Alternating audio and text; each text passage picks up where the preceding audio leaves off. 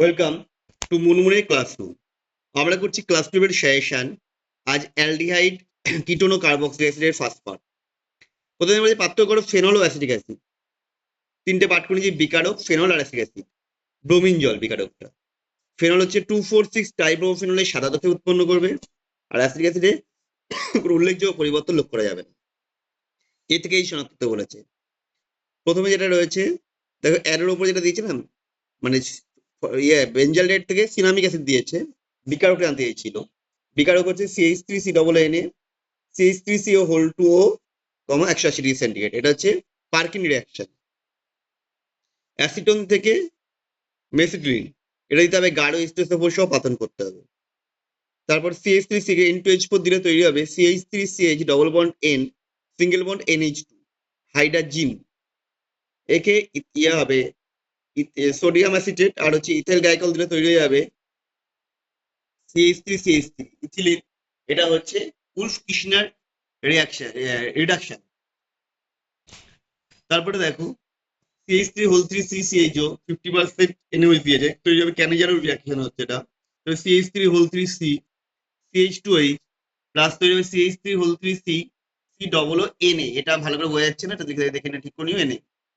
তারপরে ইথাইল বেঞ্জিনকে ইয়ে থেকে তৈরি হচ্ছে বেঞ্জুইক অ্যাসিড, ক্ষারীয় কেমন ক্ষতি। তারপরে দিয়েছে বেঞ্জালেট থেকে কেসিএন ইথানল, এটা হবে বেঞ্জুয়েন কন্ডেনসেশন, তৈরি হবে benzoin C benzene CO single bond C C মাথায় ওইচ সিঙ্গেল বন্ড বেঞ্জিন। আবার চলো পরের কোশ্চেন। অথবা এটি জৈব যৌগ এ C2H4O, এটা ক্যালসিয়াম হাইড্রক্সাইড উপস্থিতিতে অতিরিক্ত ফরম্যাটের সাথে বিক্রি করে বিক্রি করে। এই বিটা আমি পারিনি, বাকি পার্টটা করে দিচ্ছি তোমাদের। একে ইথিলিন এল ও C2H5 ভোল্টের সাথে বিক্রিয়া করলে তৈরি হয়েছে সি, যাকে শুষ্ক ইথানের মাধ্যমে লিথিয়ামের হাইড্রাইড দ্বারা বিজারণ করলে এই অ্যাসিড উভয় যৌগে তৈরি হয়, যেটা উভয় যৌগে ডি তৈরি করে। আর একে অ্যামোনিয়া কাল সিলভানাইটে তোমার সাথে বিক্রিয়া ঘটালে ই তৈরি হচ্ছে। তাহলে এই বিক্রিয়াগুলো লিখতে বলেছে। প্রথমটা আমি বললাম পারিনি, অতিরিক্ত ফর্মালিটির সাথে বিক্রিয়াটা, তোমরা যদি পারো আমাকে পাঠিয়ে দেবে। তারপরে এটা হচ্ছে তীক্ষ্ণ অ্যাসিটালডেহাইডকে এল ও সিপ্রেজ হোল দিয়ে তৈরি ইথাইল অ্যাসিডেট, এটা হচ্ছে সি। এ হচ্ছে অ্যাসিটালডেহাইড, সি হচ্ছে ইথাইল অ্যাসিডেট, বিটা পারিনি। অ্যাসিটালডেহাইডকে আবার লিথিয়াম হাইড্রাইড দ্বারা বিজারণ করে তৈরি হবে ইথানল ডি, যাকে আবার ইথাইল অ্যাসিডকে লিথিয়াম হাইড্রাইড দ্বারা বিজারিত করলে তৈরি হয়ে যাবে ইথানল, এটাও ডি তৈরি হয়ে গেল। এ এবং সি দুটোকে বিজারিত করলে ডি তৈরি হচ্ছে।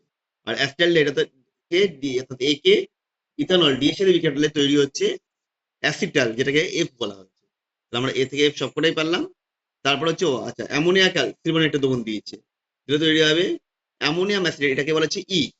তাহলে এ থেকে এফ সবকটাই আমরা করেছি, শুধু বিটা পারিনি। তোমরা যদি পারো অবশ্যই আমাকে কমেন্ট করে জানিও।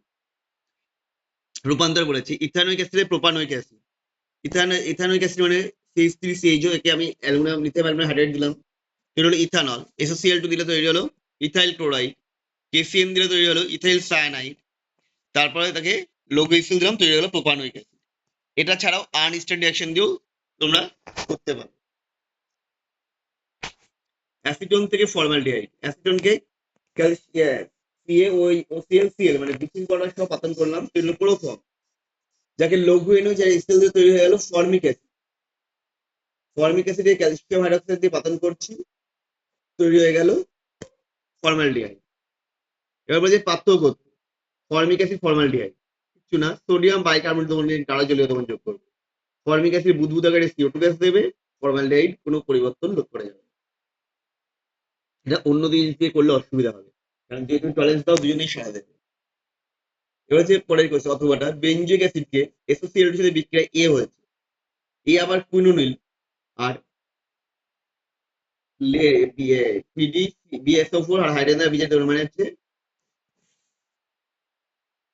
বলে বি পাওয়া যাচ্ছে, যাকে জলীয় ইথানলে সোডিয়াম অ্যাসিড দ্বারা বিক্রিয়া ঘটালে তৈরি হচ্ছে উপস্থিতি NaNH2OH, আর এর সাথে বিক্রিয়া করলে সি দিচ্ছে, যা PCl5 এর সাথে বিক্রিয়া করে ডি তৈরি করছে। তাহলে ABCD কে লিখতে বলেছে কি হবে, আর CH3C ডবল এর ভূমিকা। প্রথমে যে বেঞ্জোইক অ্যাসিড, এইখানে আমি যদি SOCl2 দিই তৈরি হয় বেঞ্জয়েল ক্লোরাইড এ। বেঞ্জয়েল ক্লোরাইড কুইনোলিন এটা দিলে কি হবে, বিজারণ করলে পারে তৈরি হবে বেঞ্জালডিহাইড। দেখে জলীয় ইথানল আর ইথানলে CH3C ডবল এন উপস্থিতিতে NH2 আর H3 বিক্রিয়া তৈরি হয়ে যাবে বেঞ্জাল টক্সিন, যাকে আবার পিস্টেল ফাইভের সাথে বিক্রিয়া তৈরি হয়ে যাবে সায়ানোবেঞ্জিন। বিক্রিয়াটা আমি অ্যারো করে লিখিয়ে দিয়েছি পুরোটা, তোমরা ভিডিওটা পজ করে টুকে নাও।